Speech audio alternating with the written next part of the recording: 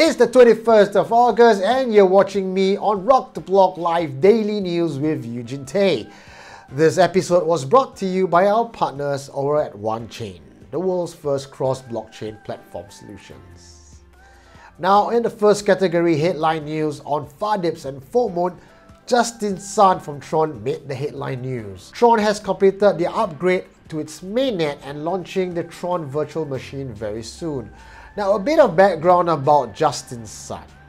Since August last year, Justin Sun had kind of a bit of bad rep in the community because he sort of fled China to California and people thought that the Tron project is dead, the price plummet. But since then, Sun has been working really hard to prove that he is not just a flash in the pan. A bit of background information on Sun. Sun graduated from Hoopa University, which is closely tied to Jack Ma. And he's also the program's very first millennial graduate. And in his final thesis, he talked about the birth of decentralized internet.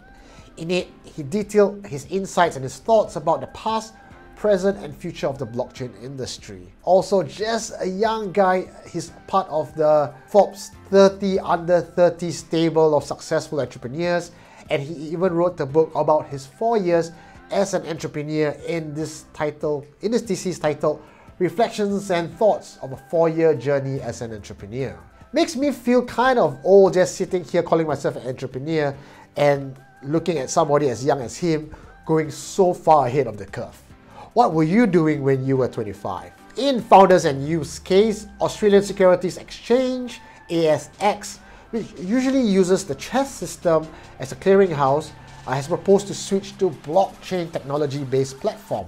A current average fee that an investor has to pay is about 1.2% of his assets. With distributed ledger technology, reconciliation process will become redundant and the cost saving will be in the millions of dollars. DLT platform will also reduce risk, cost and complexity. So this, as we see now, is a real use case of the blockchain solution and saving people real money, lots of money in this case. You know, all those news you hear about scammers and hackers getting away with millions of dollars? Well, in my next category called Blockhead Lockdown, I'm going to share with you 3 stories about how hackers actually got caught. In the first story is about a South Korean businessman who was doing an OTC trade with a Serbian BTC seller, only to realize that the money that he get in euros, $2 million, were fake currencies. Now, this transaction happened in a hotel in Nice, in a luxury hotel at least.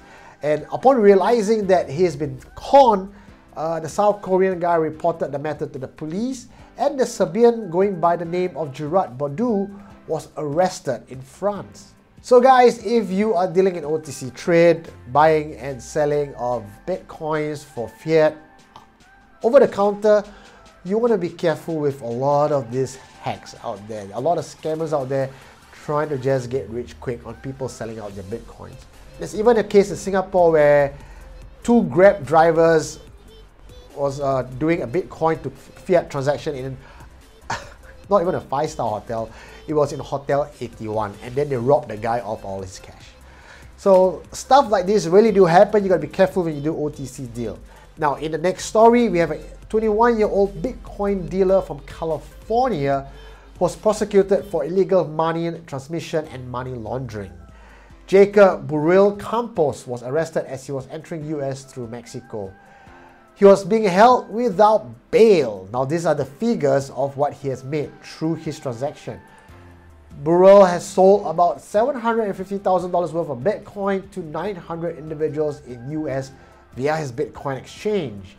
He's not registered and nor is he licensed, so this falls straight into money laundering laws. In the final story, and this is by far the most interesting I find, kudos to the Chinese police for doing what they do to bring the hackers down to justice.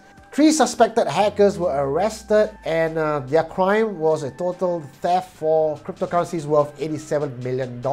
Police in the city of Xi'an in northern China first began investigating because a victim was complaining about hackers compromising his computers, stealing to the tune of $15 million worth of cryptocurrencies. Now, with this amount of cryptocurrencies going around, makes you kind of wonder how many rich Bitcoin owners are there out there in the market today.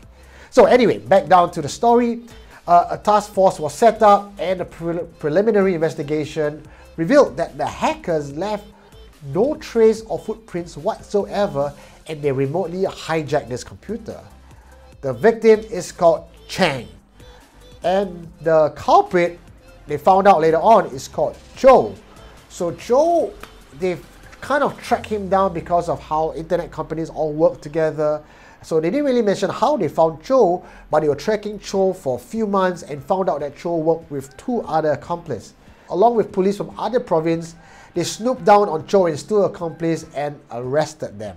So far, the amount of money that they have discovered was just 87 million, but their investigations are still ongoing and the amount might be much larger than that. But what remains to be seen is, will the victims of these hacking incidents ever get to claim back their Bitcoin? Well, that's all the news we have for you today on Rock the Block Daily News with me, Eugene Tay. If you like the stories that we have shared, please do like, share, spread this around with as many people as you can. Well, leave no one behind. Well, this episode was brought to you by our friends over at OneChain. I'll see you guys tomorrow.